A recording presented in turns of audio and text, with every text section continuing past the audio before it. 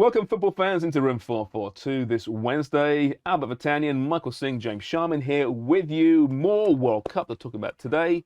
I'll discuss Croatia's squad with a Croatian journalist in the second block, and then we'll break down Canada's attack. All those options, and actually there are quite a few options in the third block today. But to start with, concerning news for the World Cup and for Senegal in particular, with Sadio Mané suffering a knee injury for Bayern Munich. Now, the reports are he's not out just yet. There's more tests to be done. Let's begin though. Let's assume the worst here, right? There's no Sadio Mané for Senegal. We mentioned Sonny missing out for career potentially. This is income level, isn't it? If you lose Sadio Mané and you're Senegal, that is absolutely devastating for your hopes. Yeah, huge. I mean, Senegal, better team than South Korea.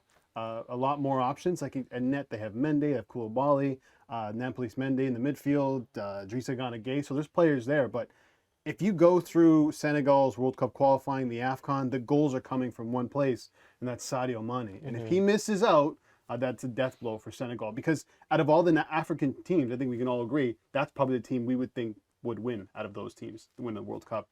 So it's just a huge blow. But now it's like it's conflicting reports. The keeper's reporting that he's out. Bayern is saying, well, he's going to miss one game, and we're in contact with the Senegalese medical staff. So we don't know quite yet, but I think we know he's not going to be 100%.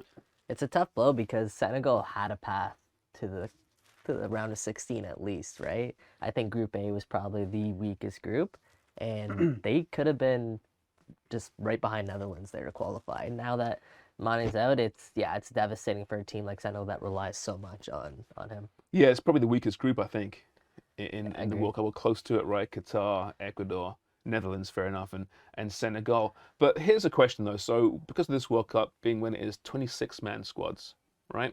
So a lot of those players aren't going to play anyway. So even if you look at the issue with the knee, you think, okay, he's out for 3 weeks. If this team gets, say, the quarterfinals or even a semi-final, Sadio Mané might be available. Surely you bring him still. Because worst case scenario, he doesn't play. Well, there's going to be a whole whack of players not playing in that squad. Do you not take the chance? Yeah, I think you have to. And that's a great point you make. Like, I still think they have enough to get out of that group. And who knows, maybe he's ready by the last group game or the round of 16, which you're getting Sadio Mané back in for one of those games. That's a huge boost. And that can lead to maybe a longer run in the World Cup. Yeah, I think that's a great point. Yeah, that 26th man on the roster is probably not seeing the pitch, right? And they talk about a drop-off. Sadio Mané, the risk of having Sadio Mané potentially play versus that 26 man, you 100% throw him on the roster. I'm with you. And that's why you see, I think, quite a few players at this World Cup who aren't 100% healthy. You look at France's squad coming out very shortly.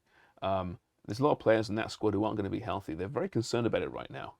But you take a gamble, right? You might not make the first game, but maybe make the second or the third game. Karim Benzema is a prime example right now, who's not playing for Real Madrid. Now, listen, the cynic in me might speculate that he's been missing out on purpose. He's doing his own personal load management. But the bottom line is he hasn't played much football of late, and he is such a key player for France. I know they got Olivier Giroud in the background there, and I'm laughing. I shouldn't laugh. This guy could be becoming France's all-time scoring leader at the World Cup. But you need Karim Benzema, who's missed out in recent tournaments for other reasons. You need him combining with Kylian Mbappe. Do you think there's any truth to a Benzema looking at Real Madrid and thinking, well, you know, I've done a lot for this team so far. I've got a bit of a niggle, bit of an issue. I'm going to take time off? I mean, Pep Guardiola came out and said it. He said he's already seeing players on the field play like they're going to World Cup. They're being cautious. You're not diving into that 50-50 challenge. I think this is a little bit of gamesmanship from Karim Benzema. And I don't think he's alone in doing this, right? We know Messi publicly came out and said, I'm going to Argentina 2 weeks before. It's in his contract. Right? He's not the only one doing this. So, yeah, I think it's gamesmanship and smart. Fair play. I initially thought no, because I'm like, well, he's not going to have any minutes under his belt heading into the World Cup. But then you think about if this was a normal World Cup that would be happening in the summer, these players would have some time off 2 weeks prior before joining their national team. So at first I'm like, no, I don't think so. Maybe he's actually hurt. But now I'm starting to think maybe that's the case. Well, his manager, Carlo Ancelotti, says, what bothers me is that Karim hasn't been able to help the team in these games with his quality. He's tried. He didn't do this, but he tried. But he hasn't been able to come back with this discomfort. It isn't much. He's tried to be available, and he hasn't been able to. That kind of screams to me he could push himself and get into these games. left thigh discomfort. Yeah, I had that every day. Yeah, just waking up And out of right bed. thigh discomfort. You know what? This might be a hot take, maybe not. But I mean, France missing Benzema is big, but I don't think it's actually that big. You have Mbappe, you have Griezmann, you have Ousmane Dembele. You have players who can fill in That's that the role. Golden Boot winner. I know, I understand that, and I love Benzema, I do. But France, they have the players to make up for missing the Golden Boot winner or the Golden Ballon Boot d'Or, Ballon d'Or Ballon winner. d'Or. Oh, yeah. Yeah. But even the players behind them, though, are not 100% by your reports Right, as well. right. Or maybe it's just France, kind of controlling the expectations of the people, because as defending champions and what happened at Euro, there is a lot of pressure, maybe more pressure on France than Probably. any other team, would you say? England's got a lot of pressure just because they're England. Belgium's got a lot of pressure. I think that as maybe the well. pressure's been taken Yeah, off that's a little true. bit with the injuries. Right? Yeah, You're missing some key fair. guys. So now you're not expecting France to win it now. Well, plus an awful Nations League campaign Yeah, that's right. as well. So there's no momentum for that team. But And World Cup underdogs happens. winning this World Cup. You think so? I think so. Yeah. If you look at some of these teams that don't have many injuries. Canada? No, not Canada. I'm going to keep going back to Denmark, though. Denmark, very strong team, next to no injuries. Right? If you look at some of these teams that don't have a lot of injuries, who have a decent path to the final, we might see an underdog win this thing. Maybe. I mean, I had Senegal as a dark horse too, and without money, that's Oh, man. less so, right? But they are, I think you mentioned before, probably the best of the African contingent. Although Morocco, listened to Sarah's interview yesterday about Morocco, that's a decent team. Yeah. It really is, who are playing very, very well. Much better than we saw at AFCON, right? They've really moved on since then, so they might go deep if they can get out of the group, of course. Tell you what, though, just to finish up this block, this weekend's games are going to be really weird, Yeah. don't you think? There's going to be so many players who, like you mentioned with Pep, he's seeing players not playing as if it's typical mid-season. I don't know what to expect, but there could be some ugly contests. Could be a good Players not caring. weekend to bet underdogs. Oh, hell yeah. Yeah, absolutely. Could be a Yeah. good weekend to bet underdogs. Interesting. Well, in our Fast Money Football on Friday, Yes. formerly known as Rapid Fire, we'll take a look. I like See. it. All right, when we come back, I will go deep on Croatia and just what are they about, and do they even respect Canada? We'll find out after this. Well, Canada kicks off its World Cup campaign in 2 weeks' time against Belgium, and then November 27th, another huge match against Croatia. I'm now joined by Juraj Vrdoljak of Telesport Croatia to talk about this Croatian team. And good timing, Juraj. Thanks for joining me, by the way. The squad's announced today. Any big surprises for us? No, not at all. This is one of the rare occasions where Croatia actually sends a squad with a really clean bill of health on the major tournament. So actually no surprises at all. There was one question mark whether Dinamo Zagreb's Josip Mišić will make the final squad ahead of Kristijan Jakic from Eintracht, but turns out that wasn't surprising, as well as Jakic from Eintracht is included in the 26-man squad. Now, back in 2018, of course, a fantastic tournament. Croatia got to the final, playing some wonderful football, showing great resilience and fitness along the way. Is this squad similar, better, or worse, do you think, from that 2018 edition?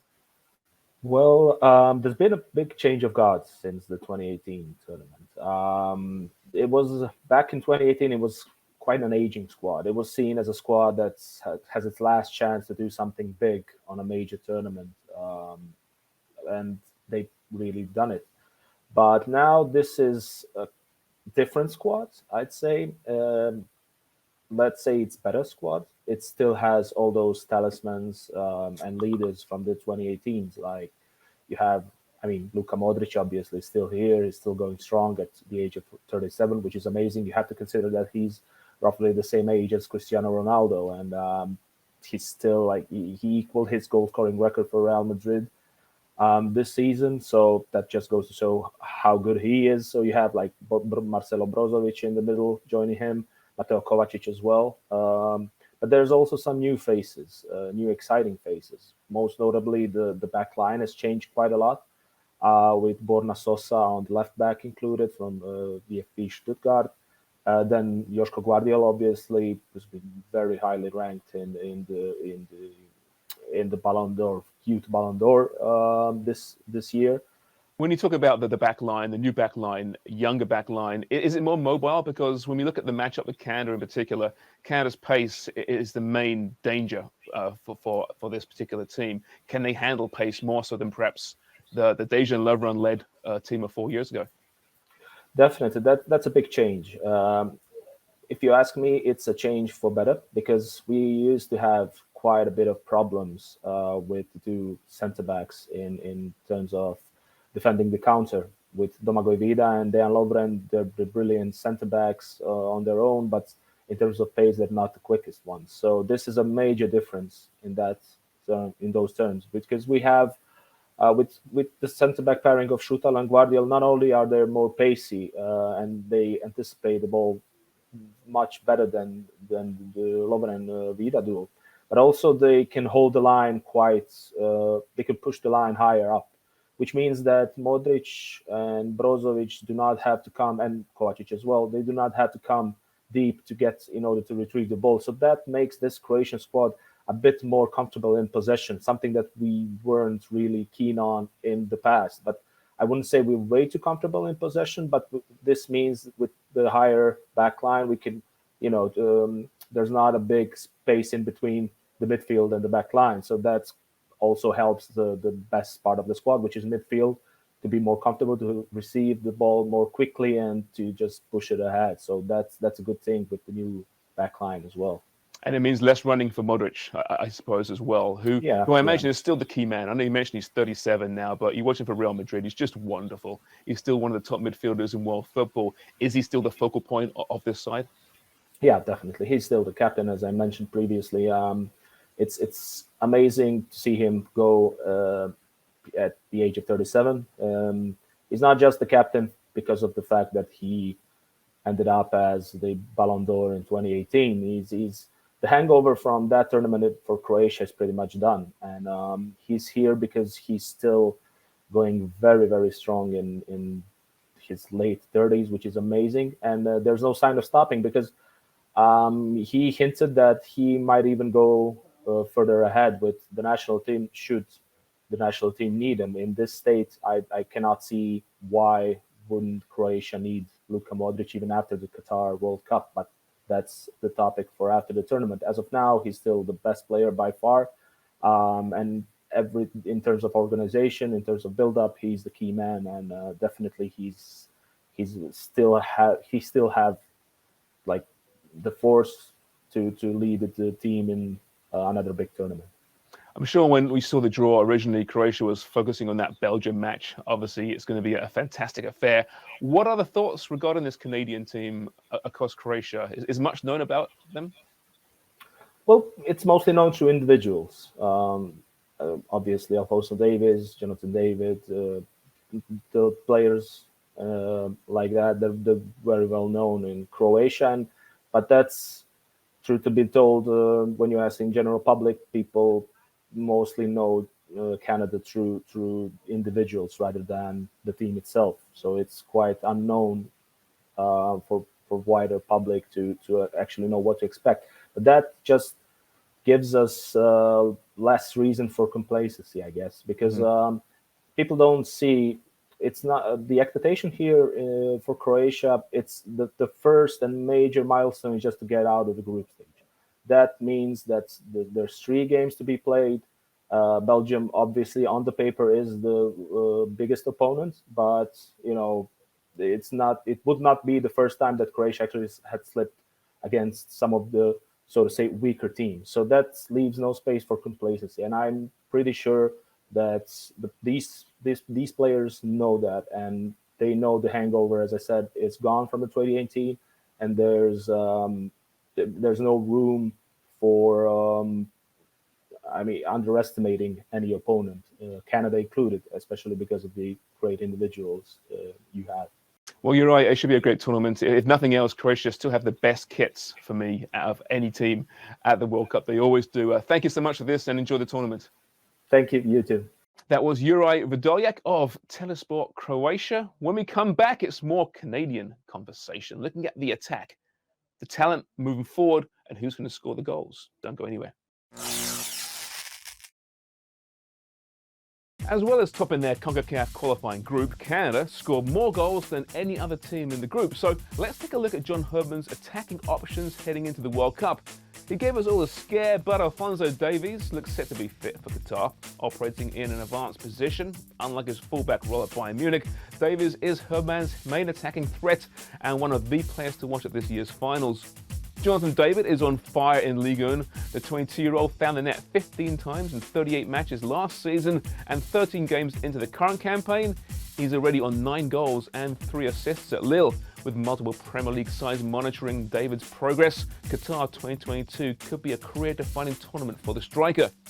Despite being Canada's all-time top scorer, Carl Larin is struggling for minutes at Club Brugge this season, but after needing only 4 minutes to find the net against Qatar in Canada's recent friendly, Larin should still feature prominently in Herdman's World Cup plans. Teammate Tajon Buchanan has benefited from a wealth of Champions League experience this campaign, and the 23-year-old was a consistent threat in World Cup qualification, racking up 3 goals and 5 assists en route to Qatar. Herdman may opt to play him as a fullback, but either way, expect to see Buchanan's name on the team sheet in Qatar.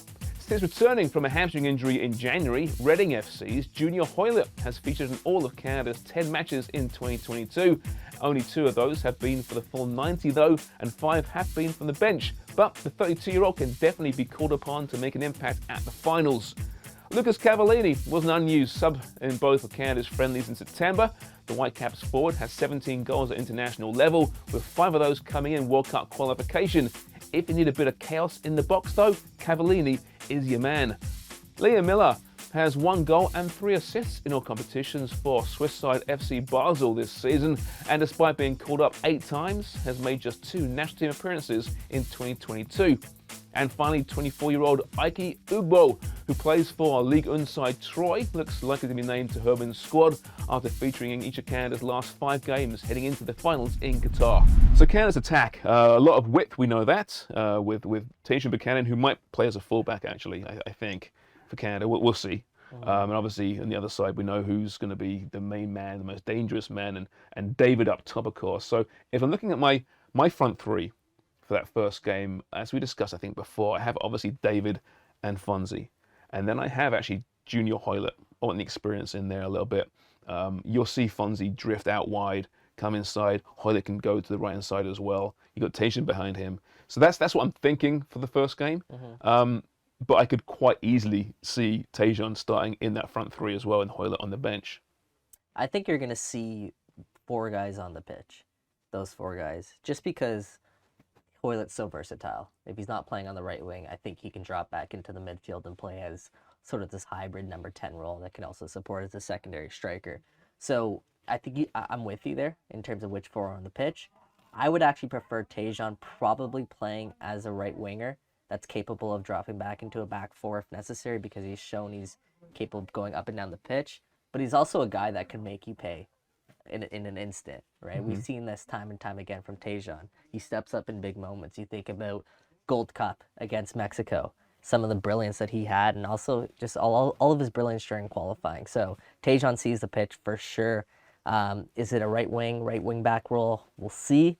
I would personally lean towards a right wing role. And his game's also gone to a new level this season, but with the action in the Champions League, where at times he's playing at left back actually, left wing back. Yeah. So he's very versatile as well. But we're seeing these players who were great in qualifying, but I think they're actually better players now, given a few months in the Champions League. Yeah, I think so. And speed kills, and that's what Canada has, right? And I love what you're doing, because I agree. I think Hoilett needs to play in that 10 more so than on the wing, because you need that pace. You're not going to have that much possession against Belgium, at least we don't think, right? So you're going to need that pace of Davies and Buchanan on either side, and you have Hoilett to pack the midfield, and in defense, Davies and Buchanan can fill in at the back, right? And make a back 5 or a back 6. Yeah. I love it. I think it's a great way to go in attack. What an attack that is, too. Like, you think about those 3, David, Davies, Buchanan. What a threat. They're the best front 3 in CONCACAF. I would say they have one of the best front 3 at the World Cup. Ooh. Okay, I wouldn't go that far, but within the group, at this point, yeah. I mean, I would put them up against Croatia. Oh, for sure. They blow Croatia out of the water, yeah. And we were just talking about where the goal's going to come from Croatia. In Canada, it can come from 3 guys. Yeah, it's not Croatia's strength for sure. No. As for Belgium, well, it depends. Is Lukaku healthy? Yeah. Right. I mean, he won't be a game changer, 100%, right? But if he's not there, like... Might be a front 3 of Hazard, Trossard, and Lukaku, which that's pretty tough to beat. Well, if Hazard was 5 years ago. Right. I know he's playing better now than he has done, but he's not playing much for Real Madrid right now either. So No. it's interesting. Fair. As for options, depth options, Yeah. I have Millar in there. I like him. I always Oh have. yeah. Ugbo, like I mentioned before, he's not scoring much, but I think he's got a role to play in this team. And Lucas Cavallini, okay, he's not prolific, and I said this a few times when talking about Cavallini, but you want a force and a presence in the box. You want a bit of chaos late in the game when you need a goal. I like what he brings to the table. Cavallini is the Daniil Henry of the strikers. Right? That's a really good comparison. He's if you need chaos, you insert him. He's a great locker room guy, and he's that little bit of toughness that if you want someone on the pitch next to you and you're going into a tackle, going into a little skirmish, it's Lucas Cavallini you want beside you, right? Yeah, Just in the that- trenches that- for sure. Beside you, sure. you want him there.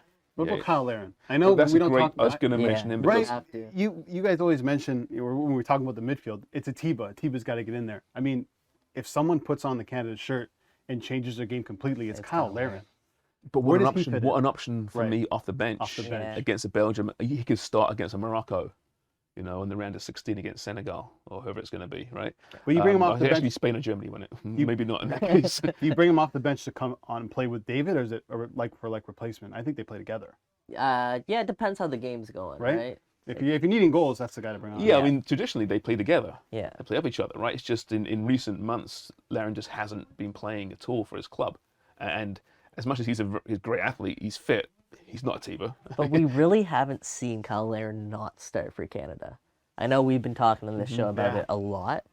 John Herman seems to always go time and time again to turn to Larin. So I wouldn't be surprised if he does start this game against Belgium. I'm with you guys. I don't think he should. It'd be a But big don't be call. surprised. It'd be a big It's a call. tough one, right? Yeah. I mean, honestly, it's funny because even though I don't think he should start against Belgium, when I see that 11 come out and he's not starting, I'll still be, oh, wow. He's right. not You'll be starting. surprised. This is Yeah. quite a big deal. Yeah. All-time leading goal scorer for I know, Canada. until David catches him. but those two are going to just separate themselves from Yeah. everyone else by probably 20 or 30 goals Yeah. when all's said and done, right? Easily. Yeah. So, I mean, there's options there. As for Fonzie and David and that combination up top, we're going to see Fonzie drifting out wide a lot, obviously. But obviously, we've seen him come through the middle as well. And for set pieces, he seems to be the main man there as well. Well, like Fonzie's a guy, even Buchanan I'd throw into this mix. You could actually play him as sort of your second striker. If you want to play a 4-4-2 and play Fonzie or Buchanan, they have the ability to go on these runs by themselves and counterattacks by themselves because they're so pacey and they're so good with the ball in possession when they do have it. And they also, if you play like that, they can drop off. They can also play off Jonathan David because Jonathan David obviously plays better when he has another striker beside him. So options for John Herman, and it'll be really interesting to see how he does use it.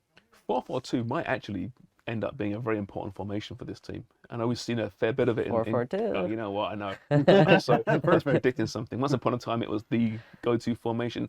Then it fell out of favor, much like myself. But now slowly creeping back into the Making its way narrative. back in. Very slowly but surely. Yeah, a bit bedraggled and broken down, but still has a role to play. That's it. That's 4-4-2 for you. All right, fellas. It's interesting. We'll discuss this the next week or so, and then it's not far off. No. Belgium's not far off at all. All right, it's been Room 442. Back same time tomorrow. Cheers for watching.